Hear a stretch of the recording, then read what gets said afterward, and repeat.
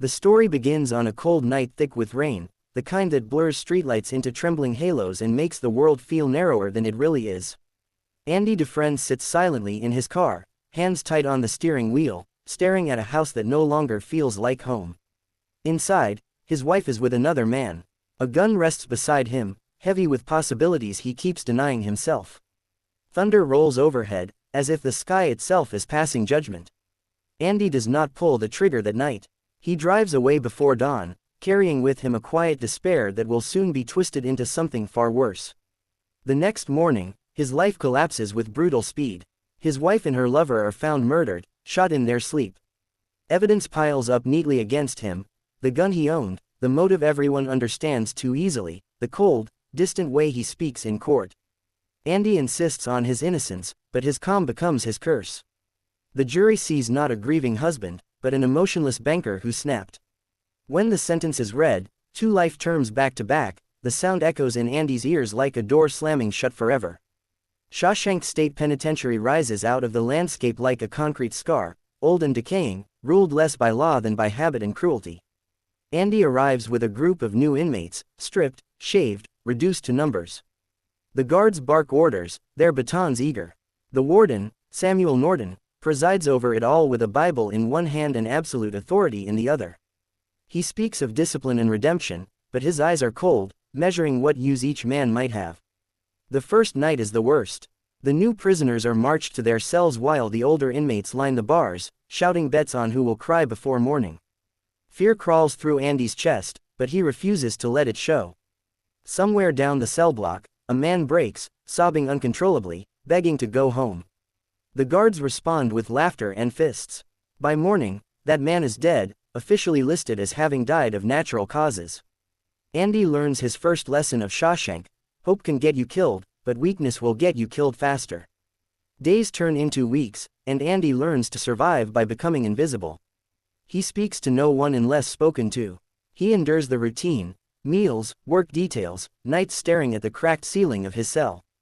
He is targeted by a group of violent inmates known as the Sisters, who prey on the weak. Andy resists them whenever he can, fighting back despite the beatings.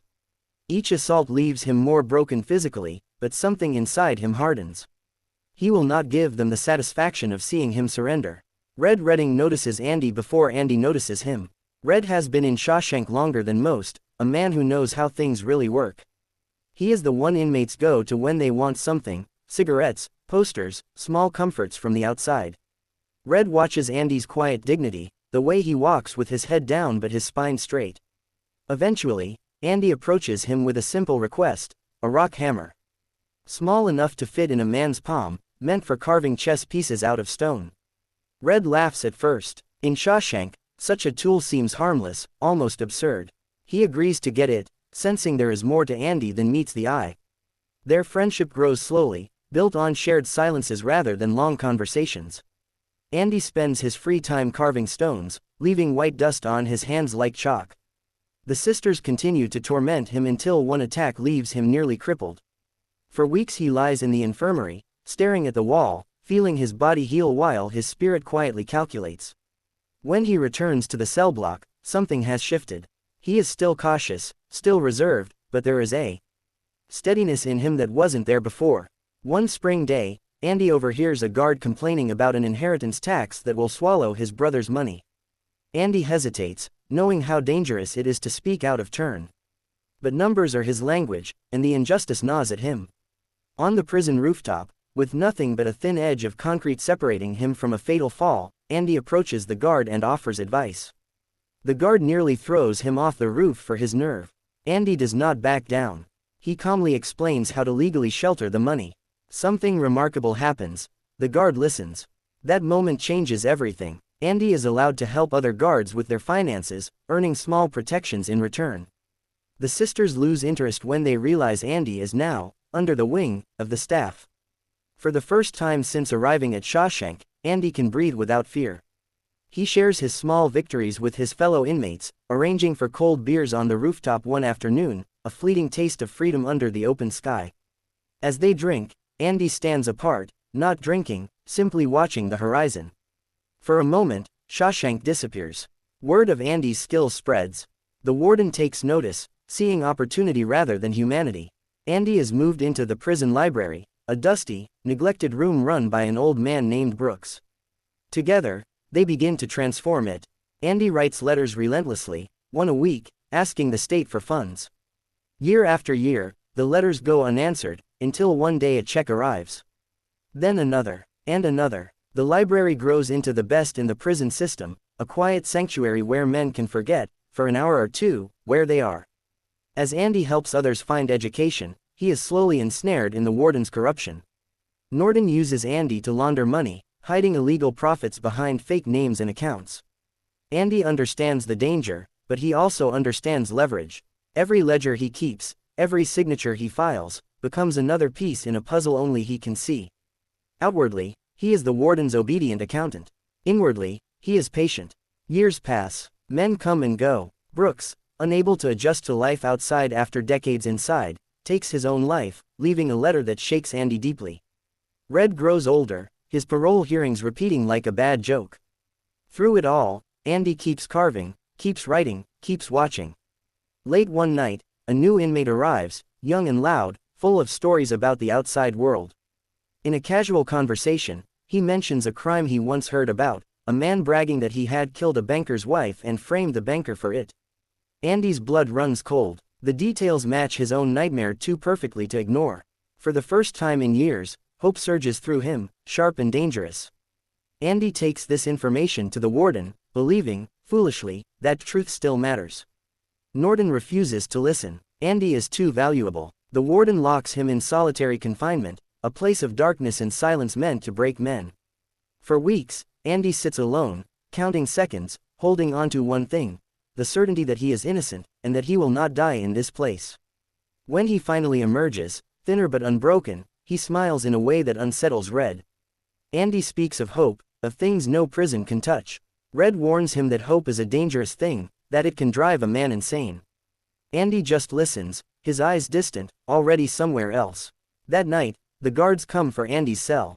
They expect to find him inside. They do not. The cell is empty, the walls intact, the floor untouched. Panic spreads through Shawshank like wildfire. A search begins, sirens blaring, men shouting. Behind the cell's wall, hidden for decades, a tunnel finally opens into freedom. The result of years of quiet labor with a tiny rock hammer no one ever feared. And far beyond the prison walls, beneath a sky washed clean by rain, Andy Dufresne crawls through filth and darkness toward a future he refused to let go of. Andy Dufresne's escape does not begin on the night he disappears from his cell.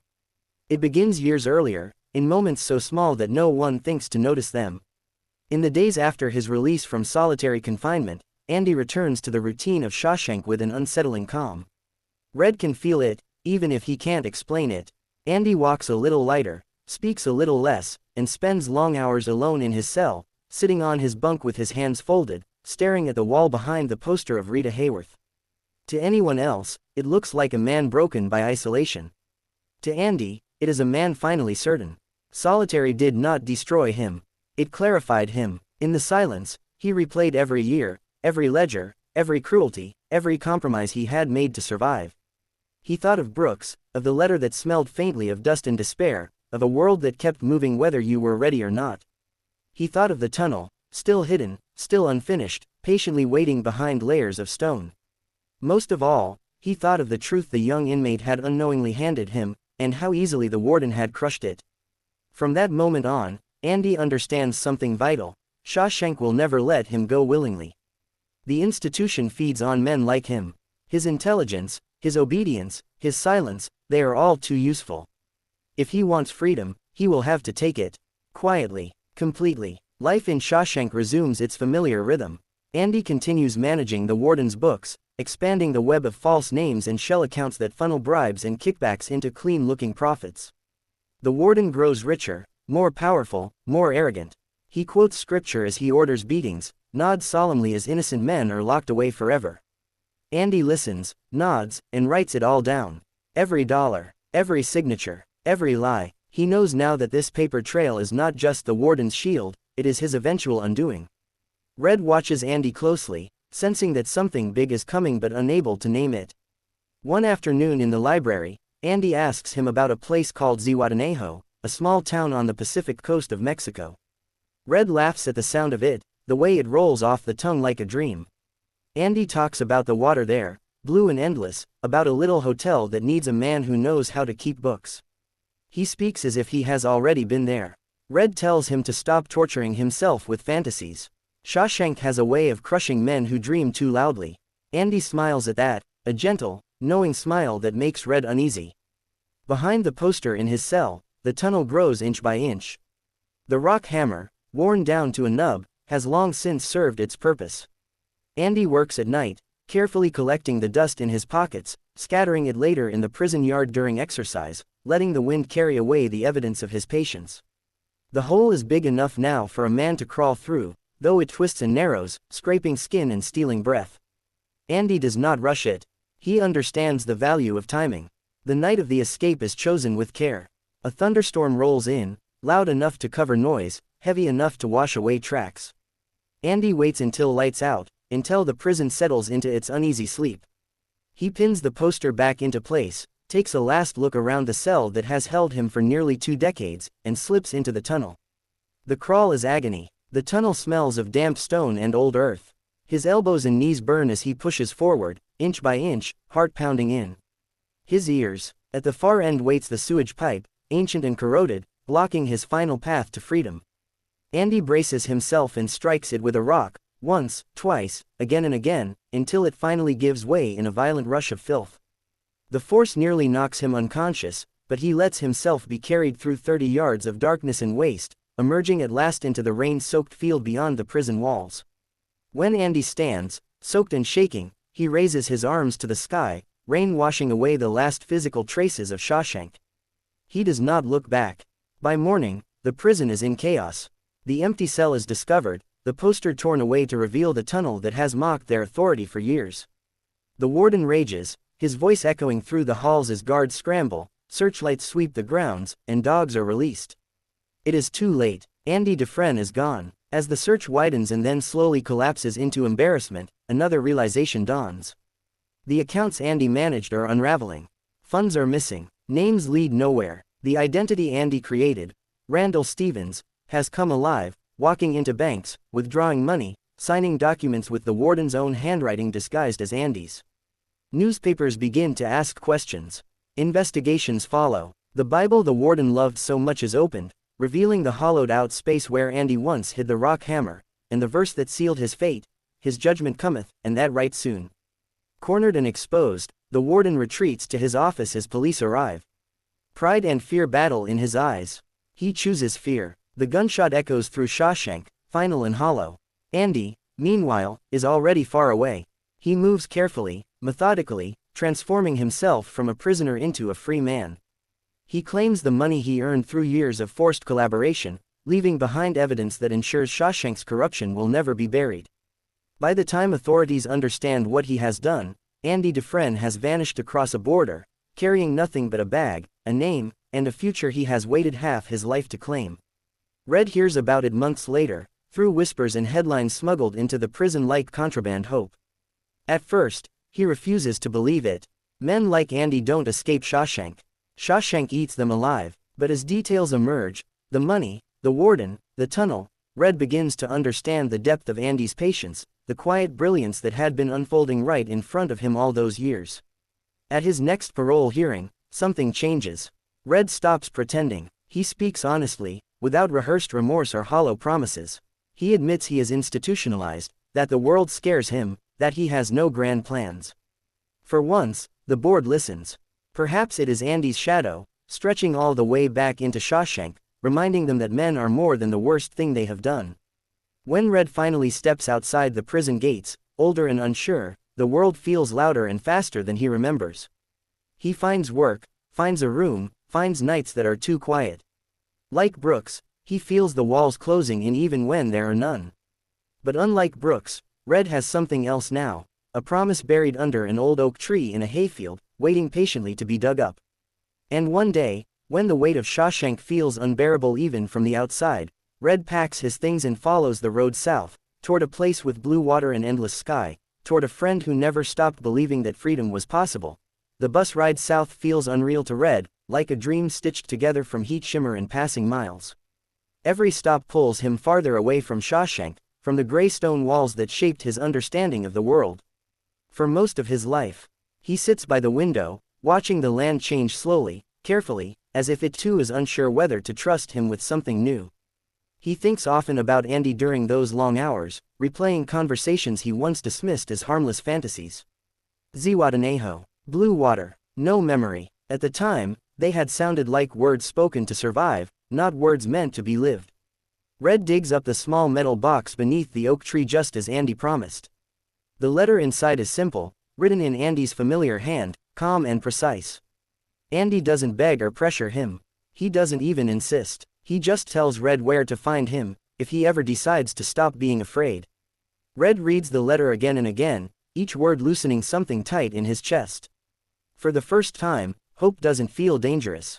It feels earned. Crossing the border is easier than Red expected. No one asks about Shawshank. No one knows his name. He realizes then how small that prison really was, how it had convinced him it was the whole world. As the bus winds closer to the coast, the air grows warmer, heavier with salt. Palm trees replace concrete. The ocean appears suddenly, impossibly blue, stretching out farther than Red can see. It takes his breath away. Andy is there, just as he said he would be, working on the roof of a small seaside hotel, sleeves rolled up, sunburned, smiling like a man who has finally learned how to breathe. For a moment, Red can't move. He half expects guards to rush out of nowhere, batons raised, ready to drag them both back. But nothing happens. The waves keep rolling in. Birds cry overhead. Andy climbs down and walks toward him, and when they shake hands, the years between them fall away. They don't talk much at first. Words feel clumsy in a place so open. Andy shows Red the boat he's been fixing, the small office where he keeps the books, the town where nobody asks questions. He tells Red that the hotel needed repairs, that the work is honest, that the nights are quiet in a good way. Red listens, nodding, letting the reality of it settle in. This isn't an ending. It's a beginning, slow and fragile, but real. Time moves differently in Zihuatanejo. Days stretch out, shaped by sunlight and tide schedules rather than whistles and bells. Red struggles at first. He wakes up before dawn, heart racing, expecting to hear guards shouting. He flinches at sudden noises. Freedom, he learns, has its own kind of fear. Andy understands without explanation. He gives Red space, never pushing, never judging. Some wounds don't close quickly. Some never fully close at all. Andy shares more of his story in fragments, late at night, sitting on the beach with a bottle between them. He talks about the crawl through the tunnel, the smell, the darkness, the moment he almost gave up. He admits that there were nights in Shawshank when even he stopped believing. But belief, he says, isn't always loud. Sometimes it's just stubbornness, the refusal to let the world tell you who you are. Back in the United States, Shawshank continues to unravel. Investigations expose years of abuse, corruption, and hidden deaths. Guards lose their jobs. Files are reopened. Some men are released. Others receive hearings they never thought they'd see. Andy follows the news from a distance, feeling neither triumph nor regret. What's done is done. Justice, like freedom, rarely arrives cleanly. Red finds his footing slowly. He helps Andy with the boat, learning knots and sails, letting his hands remember what it means to work without chains. He laughs more than he ever did inside, though sometimes the sound surprises him. At night, he dreams of Shawshank less often. When he does, the walls crumble before they can close in. One evening, as the sun sinks into the ocean, Red asks Andy if he ever feels guilty, for the men he left behind, for surviving when others didn't.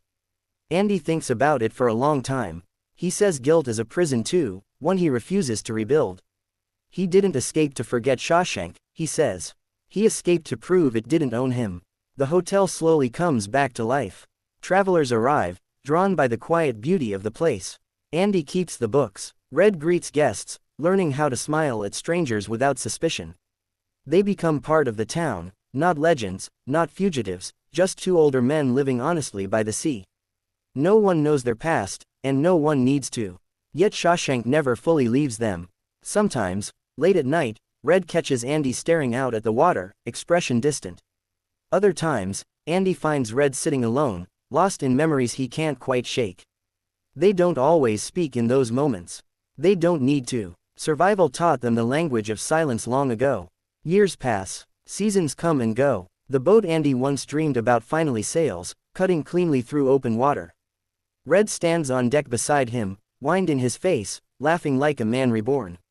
He thinks of Brooks, of the men who never made it out, and feels a quiet sadness that never fully fades. But it no longer owns him. One night, Red admits something he never said in Shawshank. He tells Andy that hope terrified him because it reminded him of everything he'd lost. Andy listens, nodding, and tells him that hope didn't save him in prison, patience did. Hope just showed him where he was going. As the stars come out over the ocean, Red finally understands what Andy meant all those years ago. Freedom isn't the absence of walls. It's the presence of choice. And for the first time in his life, Red feels the weight of that choice settle gently on his shoulders, not as a burden, but as a gift. They sit there until the night grows quiet, two men who once belonged to a place designed to erase them, now surrounded by endless water and open sky, living proof that even the most impossible escape can begin with nothing more than time, patience, and the refusal to give up. The town settles into them the way a well-worn coat settles onto familiar shoulders.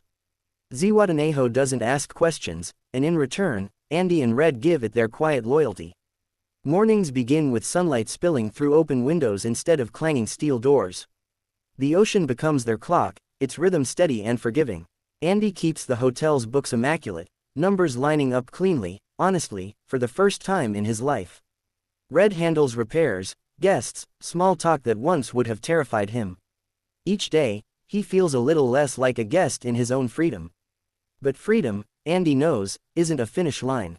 It's a practice. Some nights he still wakes suddenly, heart pounding, his mind expecting stone walls where there are none.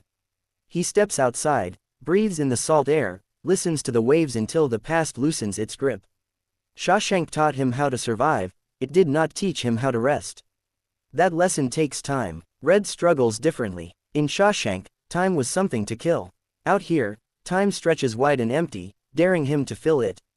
He finds himself standing still, unsure what to do next, even when there's nothing stopping him. The old fear whispers that one wrong move will bring it all crashing down. Andy recognizes that look. He never pushes. He simply works beside him, talks when words come easily, stays silent when they don't. News from the north drifts in like distant weather. Trials, settlements, apologies printed in newspapers that no one inside Shawshank will ever read. Some former inmates write letters to Andy through intermediaries, thanking him, cursing him, asking how he did it. Andy doesn't respond. He knows answers won't free anyone else. Each man must find his own way out, whether those walls are made of stone or memory. One afternoon, Red meets a young traveler staying at the hotel, restless and angry, convinced the world has cheated him. The man complains about systems, about powerful people who never pay for their crimes. Red listens, recognizing the sound of a man trapped long before any bars appear. When the traveler leaves, Red realizes something quietly extraordinary. He no longer feels small in the face of injustice. He's lived through worse and come out the other side. Shawshank took many things from him, but it also left him with perspective no one can steal. Andy starts teaching accounting at a small community center, helping locals manage their businesses, their savings, their futures. It feels right, honest. No hidden ledgers, no blood money. Each lesson is a small act of repair, not just for others, but for himself. The numbers don't feel like chains anymore. They feel like tools. At night, Andy and Red sometimes talk about the men they left behind. Tommy, Brooks, the unnamed faces lost to time and cruelty. The grief doesn't disappear, it changes shape. It becomes something they carry, not something that weighs them down. Andy admits he used to believe escaping Shawshank would erase the pain.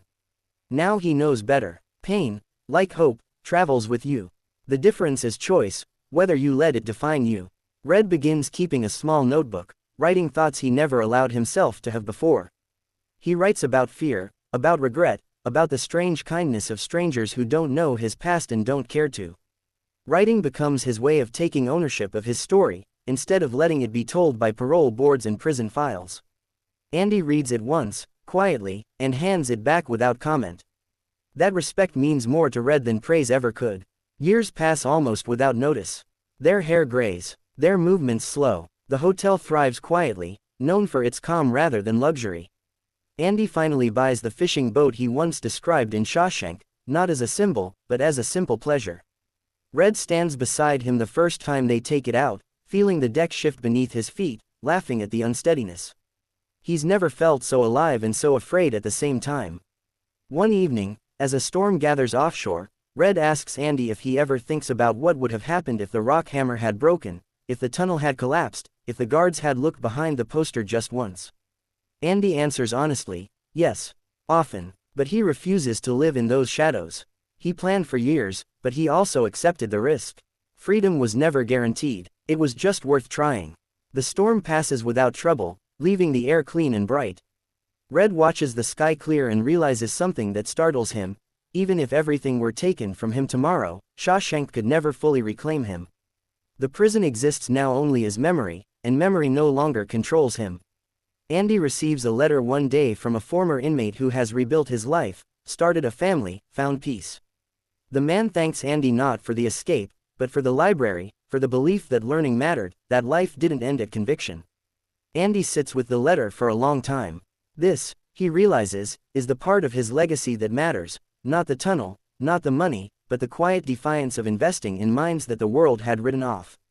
As the sun sets over Zihuatanejo, Andy and Red sit on the beach, watching the horizon burn gold and red. They don't speak much anymore.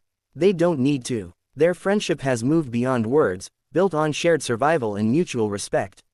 Each of them knows the other could have walked away at any time, and chose not to. Freedom, Andy thinks, is not about escape alone.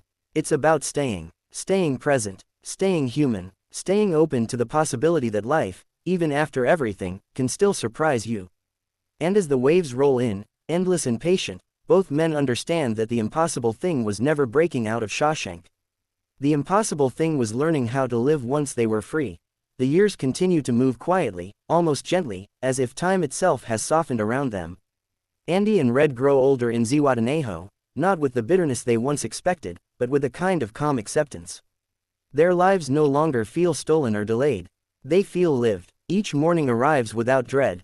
Each night ends without fear. That alone still feels miraculous. Andy keeps his routines. He wakes early, walks along the shore while the town sleeps, letting the cool water wash over his feet. He thinks sometimes about the boy he was before Shawshank, ambitious and precise, convinced the world rewarded fairness. Prison stripped that illusion away, but it did not replace it with hatred. Instead, it taught him patience, the slow, stubborn kind that outlasts cruelty. He understands now that endurance is its own form of power. Red watches Andy from a distance some mornings, struck by how completely his friend belongs to this place. In Shawshank, Andy always seems slightly out of step with the world around him, like a man passing through a storm without ever fully getting wet. Here, he is rooted. Real. Red feels something close to gratitude every time he realizes he is still alive to witness it. Red's own transformation is quieter but no less profound. The man who once defined himself by his crime now barely thinks of it. His past doesn't vanish, but it no longer demands payment every waking moment. He becomes someone people trust. When locals need help fixing a roof or repairing a boat, they call Red. When travelers feel lost, he listens. He has learned, slowly, that usefulness does not require punishment. Sometimes, late at night, the past resurfaces. A slammed door, a raised voice, the echo of a whistle that isn't really there. On those nights, Red steps outside and looks at the stars. He reminds himself where he is, who he is. He reminds himself that Shawshank exists only in memory now, and memory has no bars.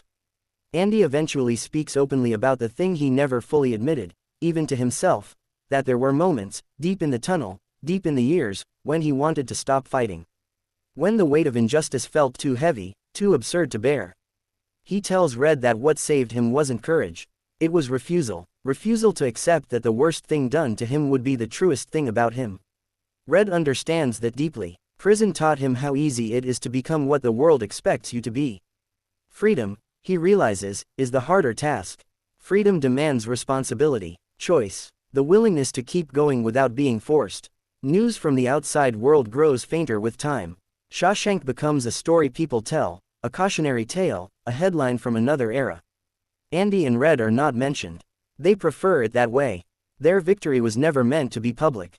It was personal. One afternoon, Sitting on the dock, Red asks Andy if he believes everything happens for a reason. Andy thinks for a long time before answering.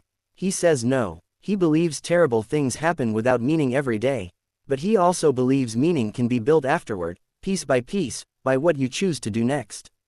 That answer stays with Red longer than any sermon ever did. As their bodies slow, their minds remain sharp. They speak often about legacy, not in terms of recognition, but in impact. Andy believes the library was his real escape, not the tunnel. Red believes survival itself can be an act of rebellion. Neither man argues. They have learned that truth rarely belongs to only one perspective. One day, years later, Red stands alone on the beach, watching the tide roll in. Andy is resting back at the hotel, tired more easily now. Red feels the familiar ache of fear rise in him, the fear of loss, of endings, of being alone again. But it doesn't consume him. He lets it pass, like a wave that reaches the shore and retreats. When Andy eventually joins him, they sit side by side without speaking. The silence is not empty. It is full, of memory, of resilience, of lives reclaimed inch by inch. Red realizes that even if tomorrow never comes, even if everything ends sooner than hoped, this was enough. More than enough. Andy looks out at the horizon, the same horizon he once imagined from behind stone walls. He knows now that freedom was never about distance or geography. It was about ownership of the self. Shawshank tried to erase that.